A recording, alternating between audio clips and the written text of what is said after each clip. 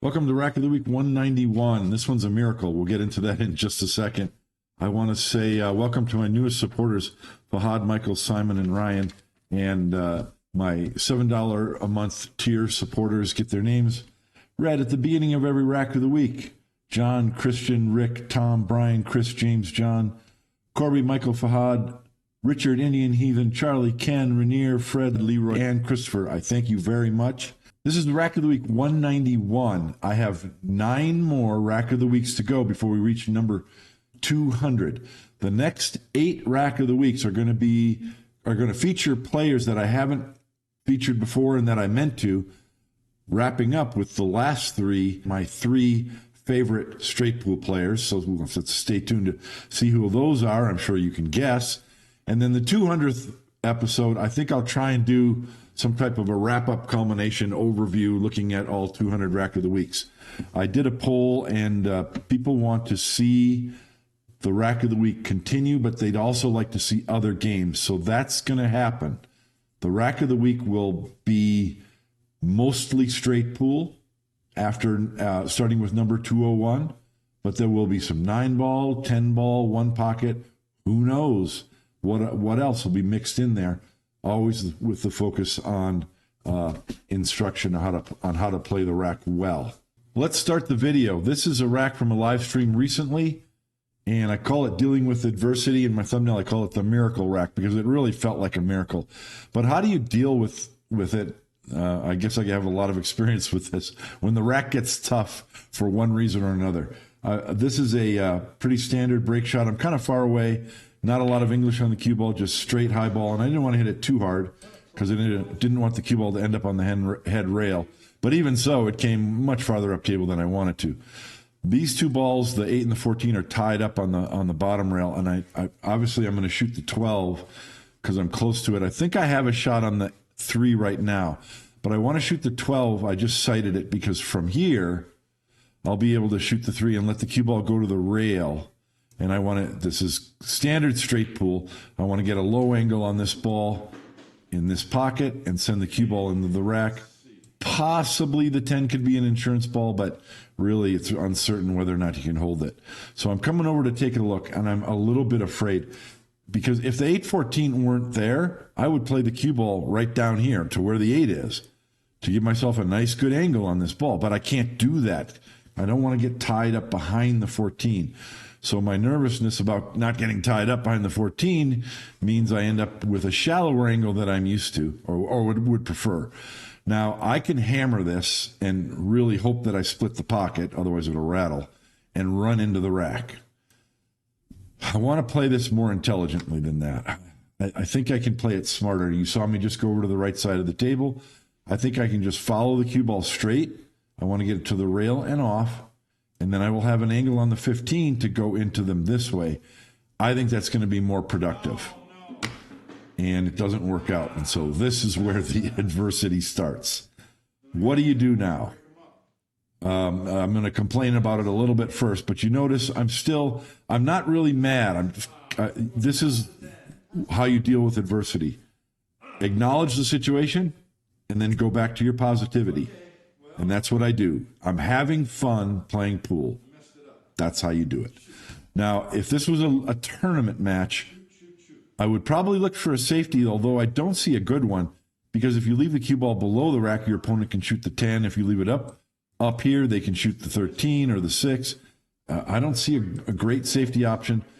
This is a solo high run attempt, so I'm not looking for it. I'm going to shoot the miracle shot, which is to cut the 10 ball in the corner. Low percentage shot. If you make it, maybe something can happen. I'm expecting the cue ball to miss the stack and go over here and open up the 8-14. And I'll either have a shot on one of those or on the 13 or the 6 ball up table. So that's what I think's going to happen. As you can guess, since I'm featuring this on the Rack of the Week, I make this ball. Once in a while, you're going to make them. And that's part of it, too. That's part of dealing with adversity. Yeah, it's a really tough shot, and we consider it a low percentage shot.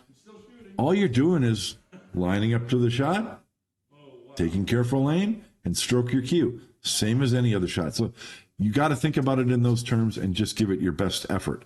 Now, I could look at this and say, how unlucky am I? Woe is me that the cue ball didn't come off the 8, so I have an easy shot on the 14. Well, okay, but that didn't happen, did it? Dealing with adversity, just acknowledge it, and then it's ancient history, and you move on. So I've got another difficult shot. That's why this is the miracle rack. This is a low percentage shot because you're against the rail and cueing past another ball, and I can't do anything but just roll this in. I hit it a little bit, overcut it just a hair, but with that speed, the pocket still accepted it. Now I'm thinking things are looking up, right? I can cut the 14, but it doesn't lead to anything unless I go way up table and back down and try and get a shot at the 8 ball, try and get it past the rack here. My light turned off. I had to do something with that. But I do have a shot on the 6, so I've got to shoot the 6. I've got 3/4 of a pocket. I'm not worried about hitting the 14. And I'm thinking, I'm going to open these balls up wide. But if you look at it, let me pause. I'll pause it once here for a sec. You got to look at your clusters. You might think, I'm going to open these balls wide. Well, the cue ball is going to hit the 6 and then immediately hit the 1. The 1's going to go this way. The 15's going to knock the 9 this way. The 1 ball might stick there, or it might carry him off the 15 and go this way. We don't know. But these other balls aren't going to move. Unless if I thought that I would put a draw stroke on it and hit the 4. Is that the 4? I got too many yellow lines in the way. Yeah. And draw it into the 4 and move that. But really what I'm doing is I'm trying to strike the cue ball below center so that it kind of holds here, and I'll get a shot on the 14 next. That's what I'm hoping for. And I'm not trying to blast these open, but I'm hoping to move them and create a shot or two more. Really your focus is on making the ball because I am some distance away. Yeah. See, I tried to just hold the cue ball, and what happened? Right back where it was before, and I don't have a shot on the 14. How do you deal with adversity? You acknowledge it and then go right back to positivity. All you're doing is setting up to a shot and stroking your cue. Just like any other shot, it doesn't matter how difficult it is. It doesn't matter how bad you think the table's treating you, because it's not. It's an inanimate object.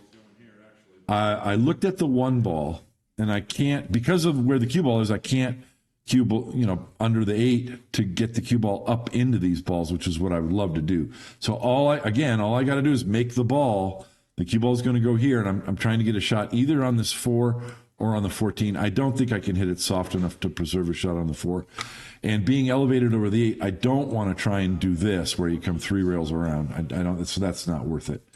So a bunch of low percentage shots in a row. This is not your standard racket straight pool. I'm hardly playing position. I'm just trying to make the ball. That's it. That's all you can do. So just do that. Now I can go up and down because I might have a shot on the 4 ball, or I might come back down past the rack and have a shot on the 8. Speed control is pretty tough there, but just make the ball, which is what I did. And now, look, it's looking up, and I'm happy about this because now I fortunately ended up with an absolutely perfect angle. This time the cue ball is going to run into these 4, and I'm expecting to open all 4 of those balls. Watch the cue ball. I hit it with force. The cue ball does not go through the 4. It deflects off of it and then goes forward. See, that 2 ball didn't even move, never even touched it. You got to be aware that that's what's happening when you're using topspin and you're on a force follow. So now things are looking up, right? I've got 2 potential break balls, the 11 and the 9 below the rack. I could shoot the 2 in the corner. I'll hit pause here real quick. I could shoot the 2 in the corner, or I could shoot the 15 in the side. If I was not elevated over the 11, I definitely would shoot the 2 in the corner, because then it's almost a stop shot. Or it's easy, minimal cue ball movement, because you shoot the 2, you slide over here, shoot the 15, follow down a little bit, shoot the 11 here, and then you can shoot the 8 and preserve the cue ball down low for the 9-ball break shot. How do you like my yellow spaghetti? Pretty nice, huh? But that's a good break shot. And I mentioned this, I'm not going to do that because I'm elevated over the 11 ball. So what I'm doing now is shooting the 8, because both of these balls go in this corner. So I'm going to spin the cue ball to the rail so I can control it and come up here and shoot these 2 balls to get on the other 2.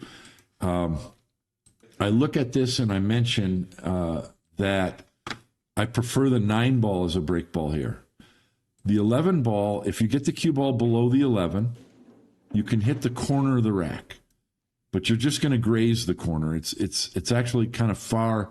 The 11 is kind of far towards that side, the right side of the rack. And I'd rather use the 9 because either side of the table, my cue ball is going straight up into the center of the rack from that 9. I actually would prefer that. So now I'm looking. Yeah, now I'm looking. Do I want the 11 ball or do I want the 9? This is where I'm looking at it thinking, yeah, I want the 9. So I'm trying to get something close to straight in on the 11. I can still change and use the 9 ball as the key ball and get it on the 11, depending on what angle I get. You can tell I've got to cut the 15 slightly to my left. So I'm going to the rail, and I think I've got a little bit of left English, not necessarily to turn the cue ball down off the rail, but just to make sure that I get through it and don't deflect up this way. I like the fact that I'm taking time here. I'm really trying to incorporate that into my game more, using my feet and really making sure. Yeah, and I'm talking about the fact that if I end up straight on the 11, I can roll forward as well, put the cue ball here and shoot the break shot from that side. So that's another reason why the 9's a good break shot. So high left, get through, so the cue ball just rolls through the ball so I can preserve this angle.